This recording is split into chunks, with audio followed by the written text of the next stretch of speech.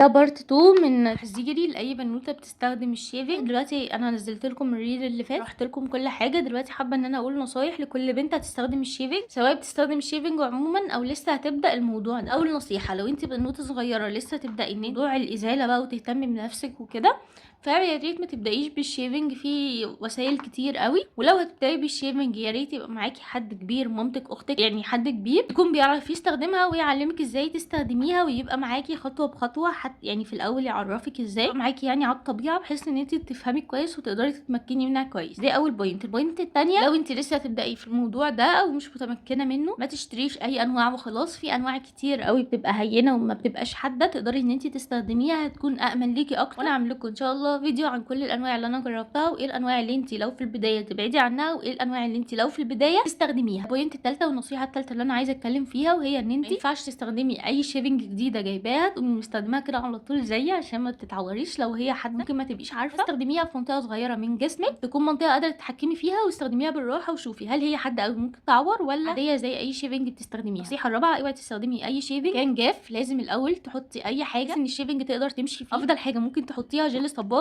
او فوم بتاع الشيفنج او فوم الحلاقه عموما. ممكن اي زيوت، انا ما جربتش بصراحه، بس ممكن اي زيوت زي زيت جوز الهند. وابسط حاجه ممكن تستخدميها بلسم او صابون الجسم او صابون الوش. طبعا دي مش احسن حاجه، اخر اوبشنين دول اللي هو البلسم والصابون مش احسن حاجه، بس لو ما عندكيش احسن من ان انت تعمليها جافه. النقطه الرابعه والنقطه الخامسه معانا والاخيره، من الشيفنج في اي مكان في جسمك انت مش متمكنه منه، هيضرك، هتعوري بكل سهوله. لازم المكان اللي انت بتعمليه تبقي متمكنه منه وقاعده كده ومركزه وشايفه المكان كويس قوي. دي شويه نصايح حابه اقدمها لكم عشان ما تغلطوش غلطتي، وعشان انا بحب انصحكم في كل حاجه. ولو الفيديو استفدتوا منه يا ريت تعملوا لي فولو عشان يوصلكم كل الفيديوهات الجديده، وما تنسوش تعملوا لي سبسكرايب في القناه عشان بنزل لكم فيها ريفيو عن كل المنتجات اللي انا بجربها. باي باي.